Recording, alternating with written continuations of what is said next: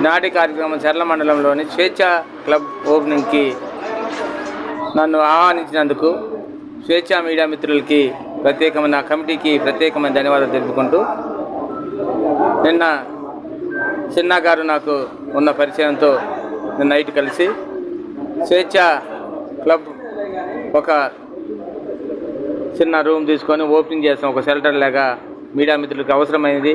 Media మిత్రులు ఇక్కడక్కడ కూర్చోకుండా ఒక షెల్టర్ ఏర్పాటు చేసుకుంటున్నామంటే ఖచ్చితంగా చెయ్యండి. అవసరం ఉంది కూడా. మీడియా మిత్రులు ఏదైనా మీడియాకి మనం ఇచ్చే ముందు ఒక సీక్రెసీ, దాంతోపాటు మన డిస్కషన్ ఇవ్వాలా లేదా అనే దాన్ని డిస్కస్ చేసి, ఒక నలుగురు ముందు డిస్కషన్ చేసి, ఏదైనా మీడియా మనం రిలీజ్ చేసే ముందు మనం తప్పు చేయకుండా రైట్ ఆర్ రాంగ్ అనే దాన్ని చూసి మనం ఇవ్వాలన్న ఆలోచనతో మీకు ఉంటుంది. ఆ ఆలోచనని మీరు అనుగుణంగా ఒక సీక్రెసీ రూమ్ ఉండాలని అంటే అని నేను కూడా చెప్పాను. నిజంగా ఆనందం.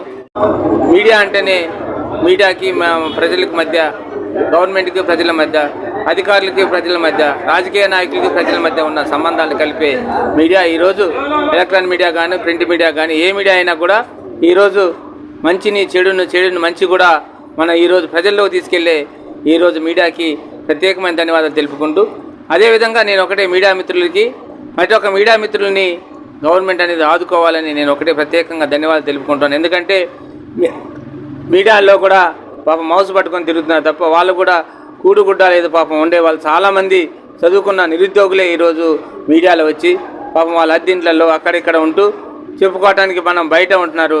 వాళ్ళను కూడా ఈరోజు ఆదుకోవాలని నేను మొన్న మంత్రి గారిని కోరుకుంటే, ఖచ్చితంగా వాళ్ళకి ఏజెన్సీ ప్రాంతాల్లో కూడా వాళ్ళకి ఏదో విధంగా వాళ్ళు ఖచ్చితంగా ఇందిరమ్మ ఇళ్లలో కూడా వాళ్ళకి ఇద్దామని ఒక మంత్రి మన శ్రీనివాస్ రెడ్డి గారు ఏదైతే మన మంత్రివర్యులు, రెవెన్యూ శాఖ మంత్రి మరియు గృహ నిర్మాణ శాఖ మంత్రివర్యులు వాళ్ళకి ప్రామిస్ చేసి, సమాచార శాఖ మంత్రివర్యులు వాళ్ళకి ఒక ప్రామిస్ చేశారు. నిజంగా ఏజెన్సీ ప్రాంతాల్లో మనమందరం చాలా వరకు వెనుకబడి ఉన్నాం, చదువుకున్నాం, ఉద్యోగాలు లేవు.